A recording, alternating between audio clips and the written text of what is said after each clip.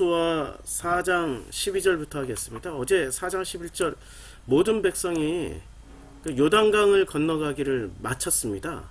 요단강 건너가기를 마친 후에 여호와의 궤와 그러니까 이게 궤의 이름이 계속 바뀌어요. 여호와의 궤라고 그랬다가 거룩한 궤라고 그랬다가 뭐 궤의 이름이 계속 바뀌는데 이때까지만 해도 궤가 어떤 그 정답이 없었어요. 이 궤에. 그러니까 우리는 뭐 하나에도 정답을 부여해야 되잖아요. 예루살렘 성전은 하나님의 임재 뭐 이런 도식같이.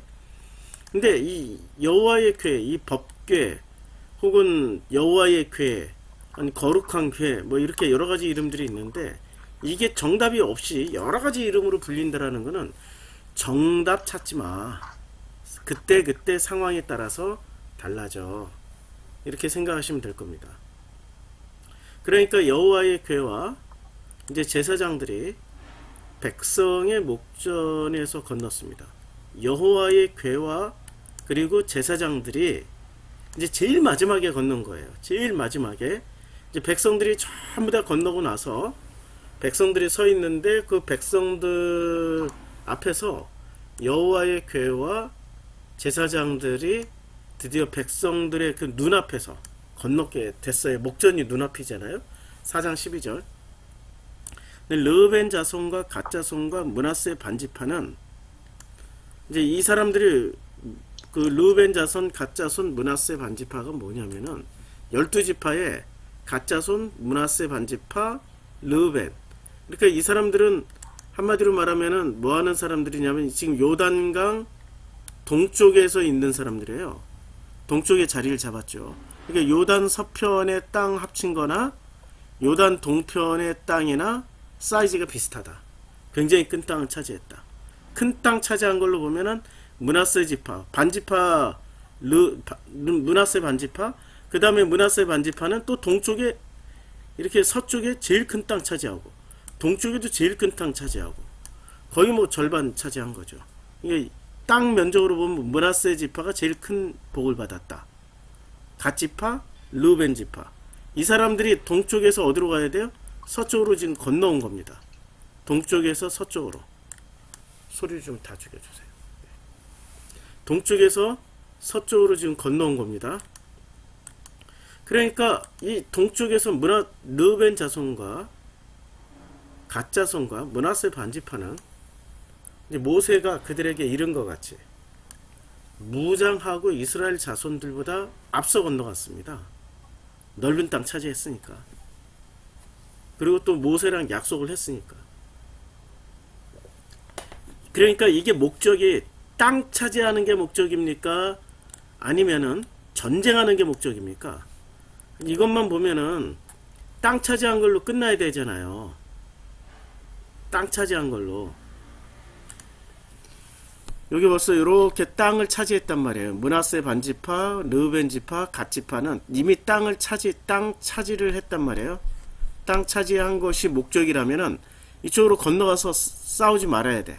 근데 제일 먼저 건너가서 뭐를 해요? 전쟁 준비를 하고 있단 말이에요. 전쟁. 그러니까 요단강 건너 가나안 땅에 들어가는 거는 땅을 차지하는 게 목적이에요. 전쟁을 먼저 치르는 게 목적이에요. 전쟁을 먼저 치르는 게 목적이죠.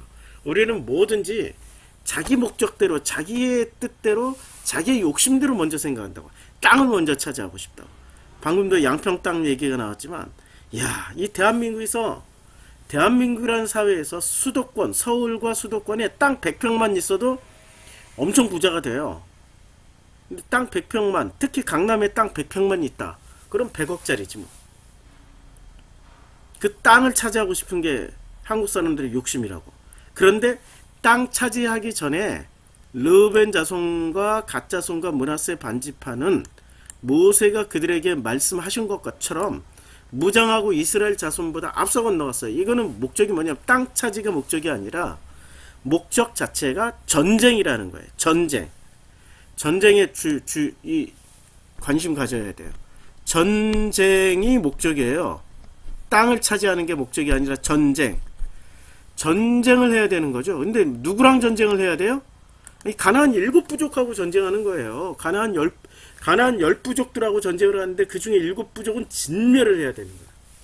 그러니까 전쟁을 통해서 땅을 차지하는 거지, 그냥 전쟁 없이 땅 차지하면 얼마나 좋아. 서로 윈윈 하자는 거 아니야. 아무도 죽지 않고 아무도 다치지 않고 그냥 우리에게 땅을 주고 너희도 그 땅에서 살아. 전쟁 없이. 그럼 얼마나 좋겠어요. 그런데 지금 가나안 땅 차지하는 거는 반드시 전쟁을 치러야 되는 겁니다. 반드시. 그냥 땅만 딱 차지하는 게 목적이 아니고, 그냥 땅만 차지하는 게 목적이라면 회유, 협박, 외교, 아니면은 거기에 충분한 거래, 돈, 이런 걸로 그 땅을 차지할 수도 있어요. 그렇게 하지 말라는 거야. 전쟁하라는 거야. 전쟁. 르벤 자손과 갓 자손과 므낫세 반지파가 이렇게 넓은 땅덩어리를 차지하고 있음에도 불구하고 건너가는 이유는 전쟁을 하기 위해서. 그래서 무장한 4만 명 정도가 여호와 앞에서 건너가 싸우려고. 이게 목적입니다. 싸움입니다. 전쟁입니다. 이 싸움이라는 단어가 갑자기 궁금해져가지고 13절 싸움을 한번 보자고요. 자, 건너가서 무장하고 4만 명이 싸우려고. 이 단어는 좀 다르게 썼네요. 예, 이 싸움이라는 단어를 창세기 1장 14장 2절에 나오는데, 소돔 왕 베라와 고모라 왕 비르사와 아드마 왕 사납과 스보의 왕 세메벨과 벨라 왕 소월과 싸우니라. 이렇게 그 가나안의 왕들과 작은 왕들과 싸울 때 그때 쓰여졌던 단어네요. 자, 이 카라란 단어가, 자, 요게 이제 카라가 전쟁이 아니죠. 예. 밀하마죠. 밀하마. 자, 우리가 그들에 대하여 지혜롭게 하자. 두렵건대 그들이 더 많게 되면 전쟁이 일어날까봐. 그러니까 이 싸움은 전쟁, 싸움. 특화된 단어이죠. 이 밀하마가. 15장 3절에 여호와는 용사이시나 그의 이름이시로다. 용사. 이 용이란 단어가 싸우다라는 거지. 싸우는 사람이 용사이죠. 예. 싸우는 사람이. 17장 6절 가로되 여호와께서 맹세하기를 여호와가 아말렉으로 더불어 대대로 싸우리라. 대대로 아말렉과 대대로 싸우리라. 32장 17절 여호수아가 백성의 떠듦을 듣고 모세에게 말하되 진중에서 싸우는 소리가 나더라. 이 밀하마라는 단어가 싸우려고, 그러니까 전쟁 아니면 싸움이라는 특화된 단어인 거죠. 이 밀하마가. 창세기 2장 1절에 있는 짜바는 광범위한 전쟁이고, 밀하마라는 단어는 진짜 싸움, 전쟁에 특화된 단어입니다. 밀하마, 건너가 밀하마 싸우려고 여리고 평지에 이르니라. 여리고 평지에 이르렀어요. 그날에 여호와께서 모든 이스라엘의 목전에서, 이렇게 눈앞에 보는 데서, 이스라엘 사람들이 보는 데서 여호수아를 크게 하셨습니다. 이제 참 이런 장면이 저는 오히려 더 해석하기가 어려워요.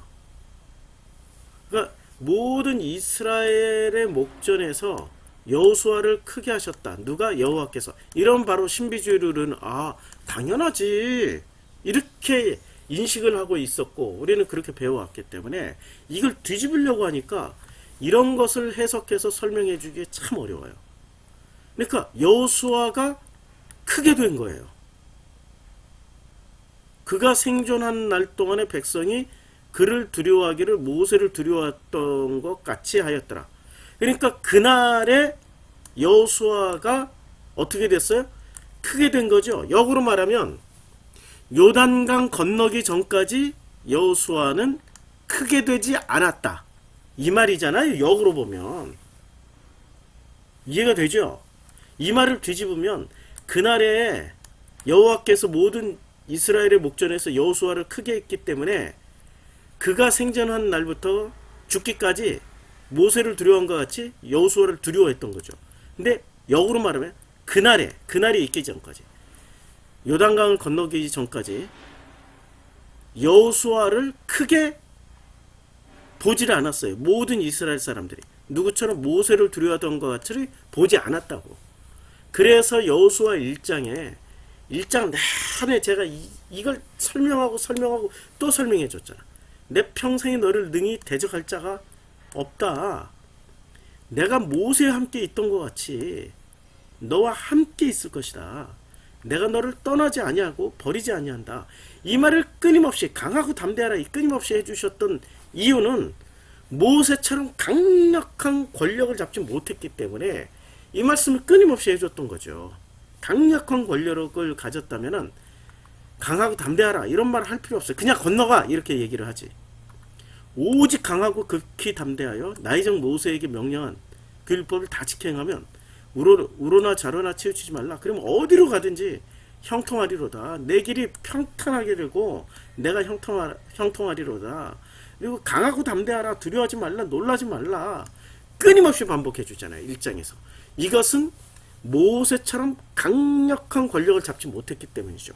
강력한 권력을 잡지 못했고 강력한 권력을 잡지 못했던 것은 그 백성의 관리들 때문에 그래요. 관리들이 천부장, 백부장, 50부장, 10부장 이런 사람들 때문에.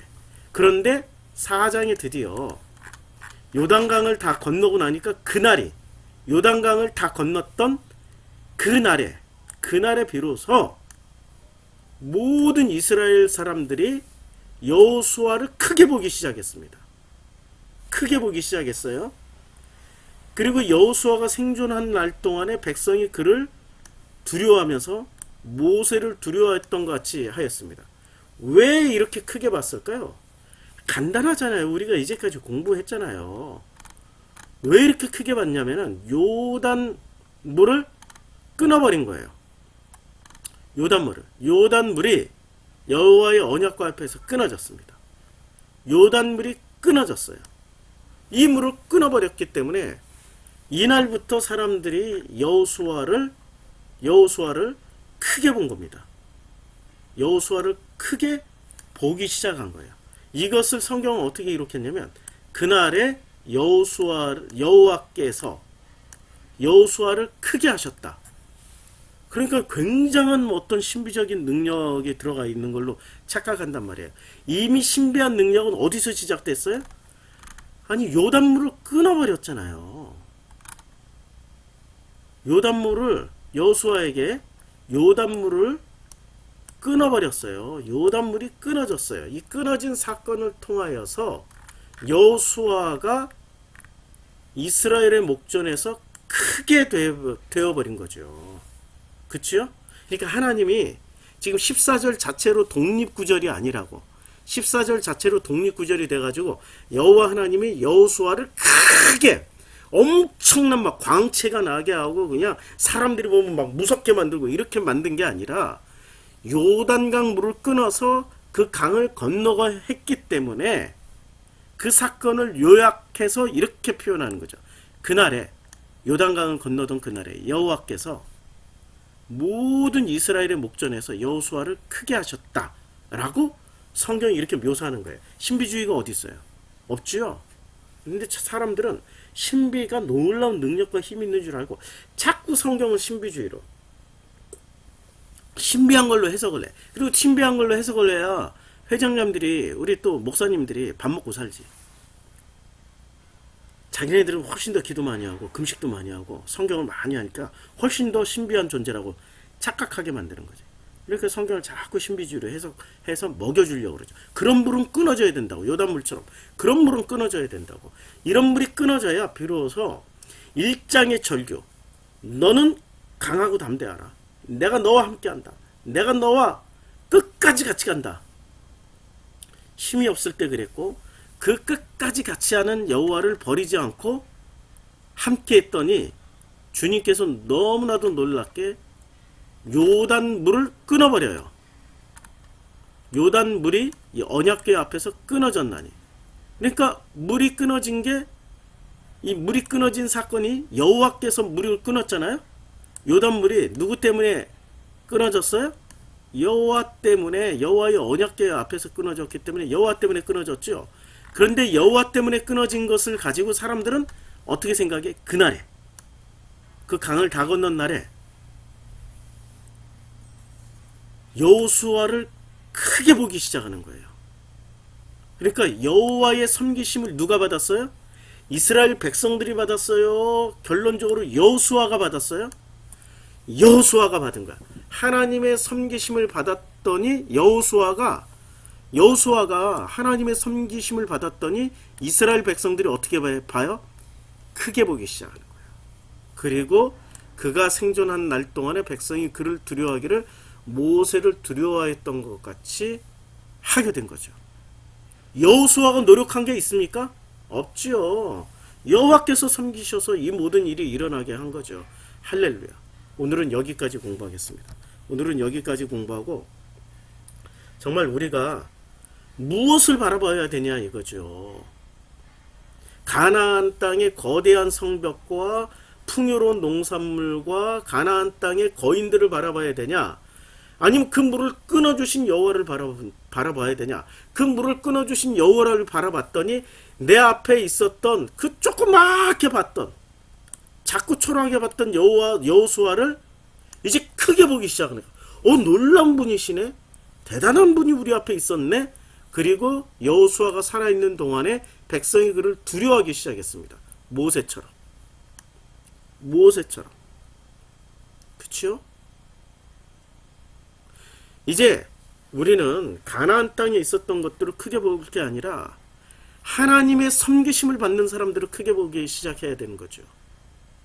하나님의 섬기심에 자기의 삶을 전부 다 맡긴 사람들.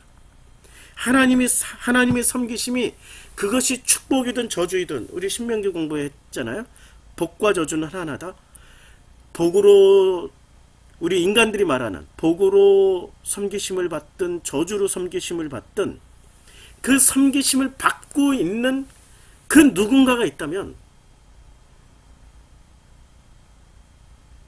그리고 이 요단강을 끊어진 물을 통해서 건너왔던 사람이라면 그걸 보기 시작하는 거예요. 이제는 모든 이스라엘 백성들이 여호수아를 크게 보기 시작하는 거죠. 누군가를 크게 보기 시작했어요? 가나안의 거인들을 크게 보기 시작했다는 말인가요? 아닙니다.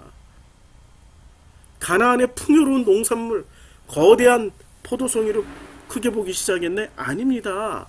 가나안의 크고 높고 튼튼한 성벽이나 성전을 크게 보기 시작이 아닙니다. 하나님의 섬기심을, 여호와의 섬기심을 받았던 여호수아를 크게 보기 시작했어요. 이게 바로 이스라엘 사람들이 신앙생활의 시작, 가나안 땅 정복전쟁이 시작되기 전에 일어났던 일들입니다. 정복전쟁을 하려면은 자기를 끌고 가는 장수가 있어야 되는 거잖아요. 그 장수가 여호수아였던 거죠.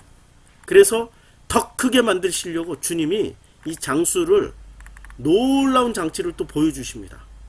그건 5장에 나와요.